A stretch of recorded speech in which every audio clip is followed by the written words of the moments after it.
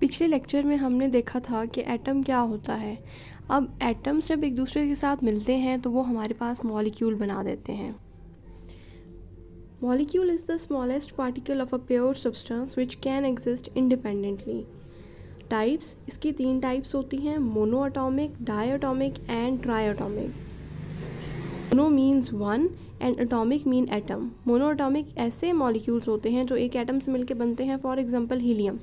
Die का मतलब होता है 2 एटॉमिक एटम्स। ऐसे मॉलिक्यूल जो 2 एटम से मिलकर बनते हैं उन्हें हम डाई एटॉमिक कहते हैं, फॉर एग्जांपल ऑक्सीजन। ट्राई का मतलब होता है 3, एटॉमिक का मतलब होता है एटम। ऐसे मॉलिक्यूल जो 3 एटम से मिलकर बनते हैं उन्हें हम ट्राई एटॉमिक मॉलिक्यूल कहते हैं, लाइक ओजोन। अब ये 3 ऑक्सीजन के एटम से मिलकर बना है।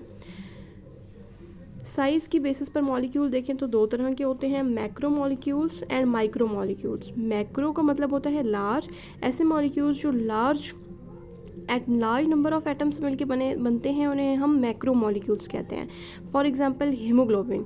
हीमोग्लोबिन हमें पता है एक प्रोटीन होता है जो हमारे ब्लड के अंदर मौजूद होता है। Blood oxygen carrying protein is called haemoglobin, और ये 1000 से अबव एटम से मिलके बनता है। And second one is micro molecule. Micro का मतलब होता है स्मॉल। ऐसे मॉलिक्यूल्स जो स्मॉल नंबर ऑफ एटम से मिलके बनते हैं उन्हें हम माइक्रो मॉलिक्यूल कहते हैं। For example NH3। अब ये 4 एटम से मिलके बना है, 1 नाइट्रोजन एंड 3 हाइड्रोजन से। For online classes contact on WhatsApp number